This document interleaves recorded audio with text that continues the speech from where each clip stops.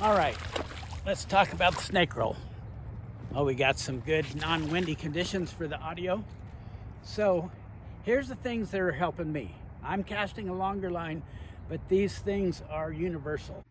I want my lift to be smooth and high, smooth and towards the target on the target stroke. And this part right here is going to be a little lower, and I want it to be very smooth. I want to maintain contact. And then sweep in an incline rod tip path and circle up smooth. So one thing that helps me, when we start our lift, we go high and get in position to pull with our bottom hand, and our top hand goes towards the target. Okay, remember John Hazlett calls it the target stroke. So we want to be smooth. We don't want to just hammer it towards the target.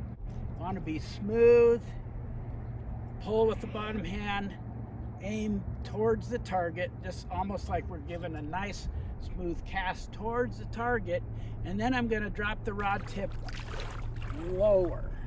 This has helped me with the long lines because I want to change it from a round motion, which can work with shorter heads, to a more back and forth motion. So if I lift, go towards the target and a little lower, and then I can go back and forth a little more, okay? And then the next thing I want to do is when I sweep, round and down and then sweep at an incline, I want to feel the rod bend in my hands. I don't want to go so fast that I start using my top hand. I want to connect with my bottom hand and my top hand, so my bottom hand is doing more than my top hand, and my top hand isn't getting behind me. I want to circle up with purpose. I don't want to just sweep hard and then randomly get in firing position. I want to sweep and then make sure my rod tip is going in a half circle up, okay? And then I want that light anchor, and since we've gone back and forth instead of around in a big circle, the anchor is liable more to line up with the target and be more straight, maybe not perfect, but more straight. And then when we circle up with some purpose, we're perfectly in the firing position. And I'm really trying to not wobble back with my wrist much. I'm trying to keep that D-loop slack free. I want it around, and I don't want to wiggle.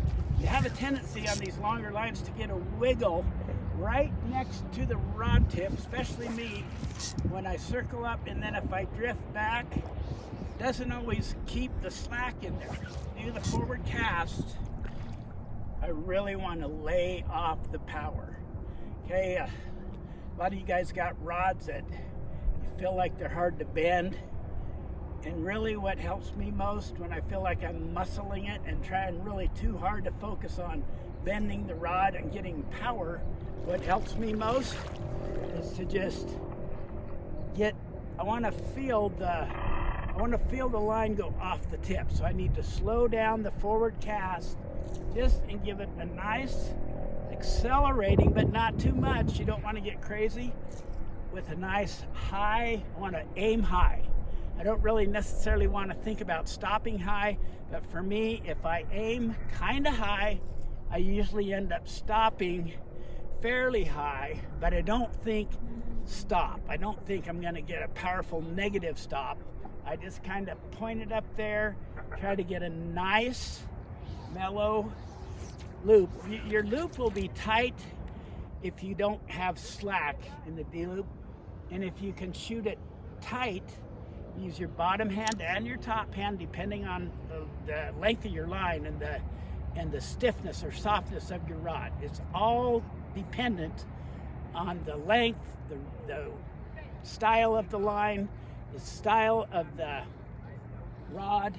So really lay off the forward cast, aim high, and just try to get a narrow loop and then build on that. So let's see if we can do it.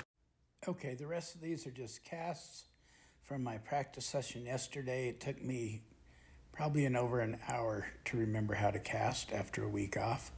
So this is kind of what it looked like. There's a few blown anchors, a few funky loops, but nevertheless, I'm tired of editing. I hope this taught you something. It's taught me a lot just through trial and error, and practice is the best experience. So this is me laying off the forward cast. That's been a huge help. And blowing an anchor, which yesterday was a very good day for not blowing anchors, and the elongated back and forth movement, trying to set that anchor as far out in front of me as possible, really helped a bunch. So keep that in mind if you're casting longer lines.